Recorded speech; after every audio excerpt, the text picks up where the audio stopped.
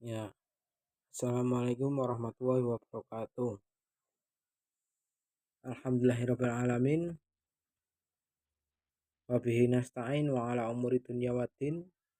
Wassalatu wassalamu ala asrofil anbiya'i wal mursalin wa ala alihi wa sahbihi ajmain amma ba'du.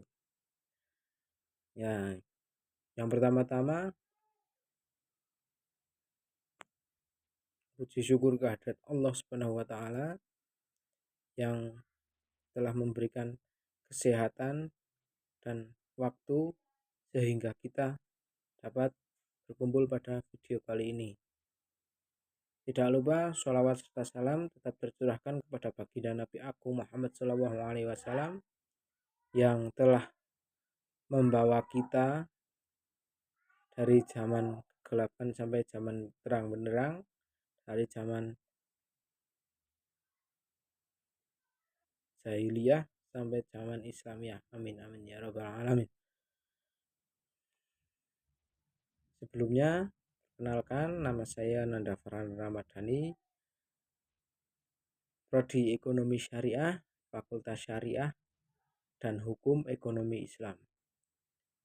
Tujuan saya membuat video ini untuk melengkapi tugas bahasa Arab saya yang diampu oleh Bu Eko Zaryakti. Ya, di video kali ini saya akan menjelaskan tentang beberapa materi yang telah Bu Eko berikan kepada saya. Jadi bahasa Arab sendiri ada 6 bab yang akan saya jelaskan secara singkat, yaitu yang bab 6 bab itu tentang isim dhamir dan isim musanna, itu yang pertama. Yang kedua ada isim isyarah, dan yang ketiga ada mufrad musanna. Yang keempat ada dhamir makan dan dhamir zaman. Yang selanjutnya ada i'rab jazam dan i'rab atof, dan yang selanjutnya ada i'rab istifham. Yaitu ada 6 bab yang akan saya jelaskan secara singkat. Kita kembali lagi kepada yang pertama. Yang pertama ada isim dhamir dan isim mausul. Ya, penjelasan tentang isim dhamir sendiri ada isim dhamir adalah kata ganti yang digunakan untuk menggunakan kata benda atau frasa benda dalam kalimat. Contoh, huwa, dia laki-laki, dia perempuan, hunna, nahnu, kami. Dan ada isim mausul. Isim mausul adalah kata yang digunakan untuk menghubungkan dua kalimat atau frasa dalam bahasa Arab. Contoh, alladzi, yang laki-laki, allati, yang perempuan. Isim mausul digunakan untuk menunjukkan hubungan antara dua kalimat atau frasa. Contoh,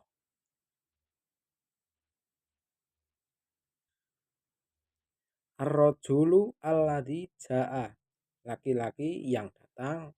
Dan contoh untuk perempuan, almar'atu allati taktubu, perempuan yang menulis. Dan selanjutnya ada penjelasan tentang isim isyarah. Isim isyarah adalah kata yang digunakan untuk menunjukkan sesuatu atau seseorang yang dekat atau jauh. Contoh isim isyarah, hadza, ini, untuk benda dekat. Hadihi, ini untuk benda dekat atau yang agak dekat. Dalika, itu untuk benda jauh. Tilka, itu untuk benda jauh atau agak jauh atau yang sangat jauh. Contoh kalimat, hadza kitabun, ini adalah buku. Hadihi mar'atun, ini adalah perempuan. Zalika rajulun, ini adalah laki-laki. Tilka sajarotun. Ini adalah pohon. Ya, selanjutnya ada mufrad dan musanna. Mufrad dan musanna adalah istilah dalam bahasa Arab yang digunakan untuk menunjukkan jumlah atau bilangan.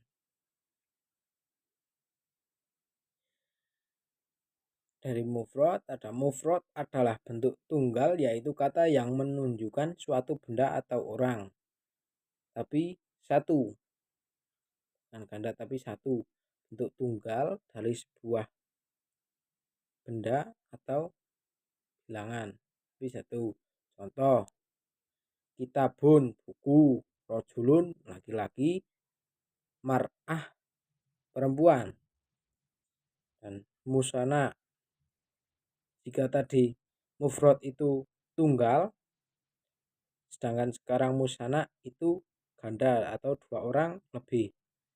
Musana, penjelasan, musana adalah bentuk ganda, yaitu kata yang menunjukkan dua benda atau orang. Contoh, kitab bani, dua buku, roju laini, dua laki-laki, mar'atan, dua perempuan. Ya, dalam bahasa Arab, musana dibentuk dalam menambahkan akhiran an pada mufrad. Nah, musana sendiri itu diberi an biar menjadi ganda. Jika tadi mufrad tidak ada annya itu satu, sekarang musana diberi an menjadi ganda. Yang selanjutnya ada dhamir makan dan dhamir zaman. Yang pertama saya jelaskan tentang dhamir makan.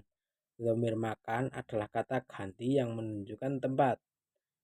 Contohnya di sini, di sana, atau di mana. Itu huna itu di sini, hunaka itu di sana, haithu itu di mana. Itu menunjukkan tempat. Oh, contoh.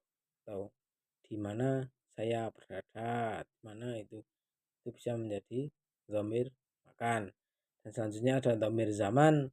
Dhamir zaman adalah kata ganti yang menunjukkan waktu. Jadi dhamir zaman itu menunjukkan waktu. Contohnya hina ketika, yauma hari, lil abadi selama-lamanya. Ya, itu yang selanjutnya ada i'rab jazm. I'rab jazm adalah tanda baca yang menunjukkan bahwa kata kerja dalam kalimat adalah dalam bentuk jazm, tidak ada harokat di akhir kata. Tidak ada harokat di akhir kata, itu adalah jazm. Contohnya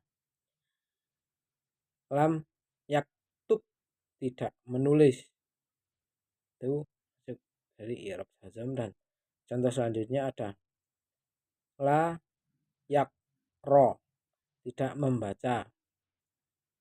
Nah, dari i'rab rofa ada i'rab atof, itu adalah tanda baca yang menunjukkan bahwa kata atau frasa dihubungkan dengan kata atau frasa lain dalam kalimat, atau bisa menghubungkan frasa lain satu dengan yang lain, itu bisa dihubungkan dengan i'rab atof. Contohnya wa dan, au atau, lakin tetapi, itu bisa digabungkan, bisa menggabungkan dua kalimat. I'rab atof digunakan untuk menghubungkan kata atau frasa yang memiliki fungsi yang sama dalam kalimat sendiri. Jadi i'rab atof itu berfungsi untuk menghubungkan dua kata. Contohnya saya dan kamu, kan itu ada dan atau wa, itu bisa menggabungkan. Saya kamu kan tidak menjadi suatu kalimat yang bagus atau bagua, terus diberikan kata dan agar lebih spesifik. Nah, yang selanjutnya ada i'rab istifham. Ya, i'rab istifham adalah tanda baca yang menunjukkan bahwa kalimat adalah pertanyaan. Kalimat adalah pertanyaan. Contoh, hal apakah, a apakah, man siapa, ma apa, aina di mana, kaifa bagaimana. Nah, i'rab istifham digunakan untuk menunjukkan bahwa kalimat adalah pertanyaan dan menunjukkan jawaban. Jadi i'rab istifham itu sendiri adalah sebuah kata, sebuah i'rab yang bisa menunjukkan bahwa itu pertanyaan gitu.